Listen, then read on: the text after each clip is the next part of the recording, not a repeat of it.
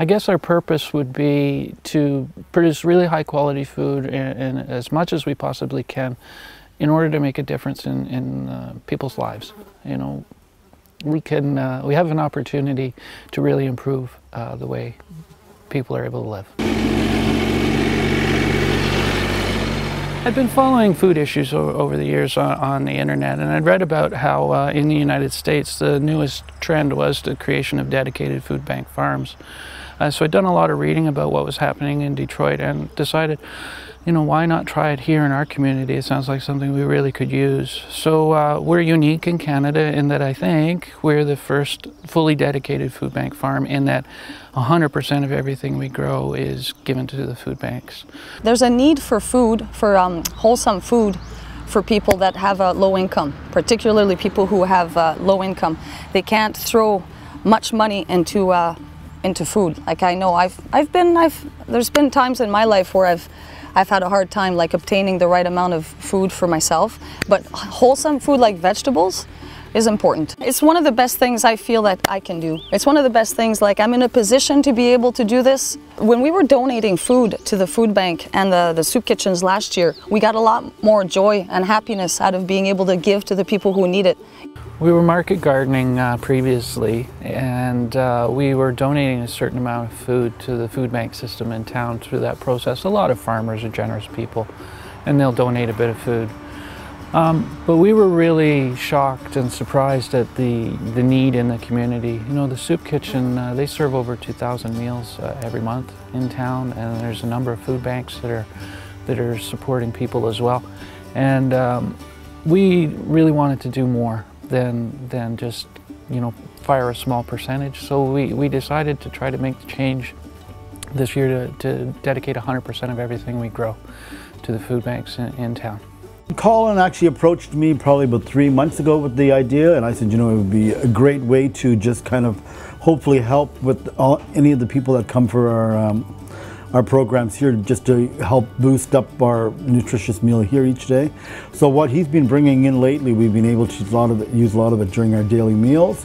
People in the soup kitchen, as we were carrying in the boxes, were checking out what we were bringing in, and they were so happy to see us and what we were doing. It's always very exciting. Like today we used all of the lettuce and that in our for our lunch, and then tomorrow we're going to be making kale chips with everybody, and we're going to show them how to use kale.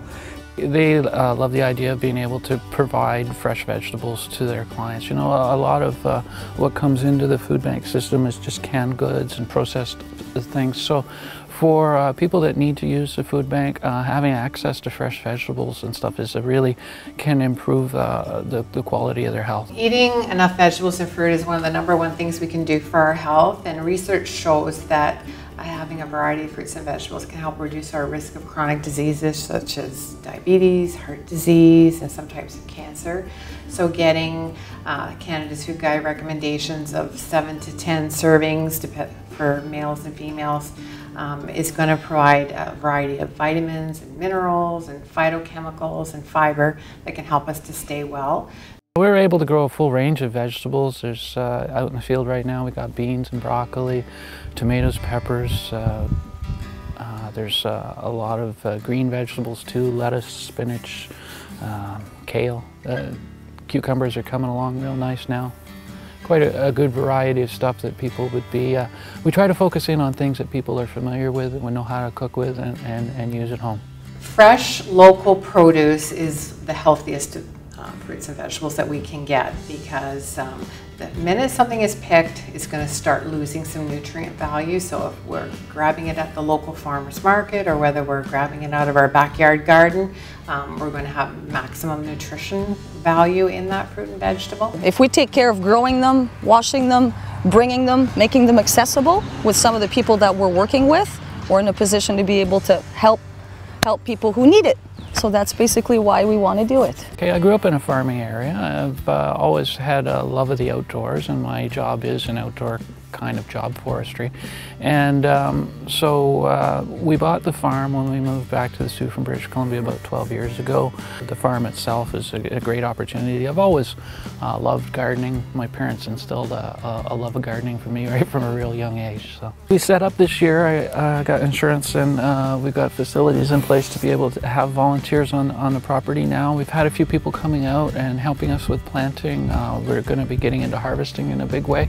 So we're more than happy to have people come out and participate in the process if people would like to.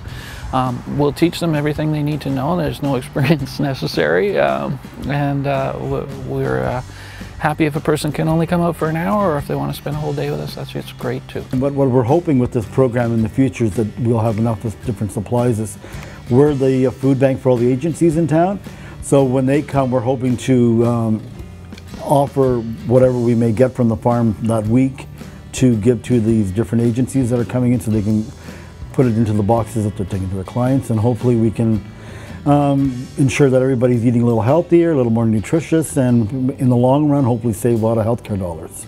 Right now we're completely relying upon donations to help with the operating costs of the farm. So the donations are used to purchase things like potting soil, fertilizer, diesel fuel for the tractor, to help with all of the expenses that we incur with things like setting up my irrigation system was incredibly expensive. Building a walk-in cooler in the barn has cost a lot of money as well. And so, yeah, we're relying on donations to help with those things.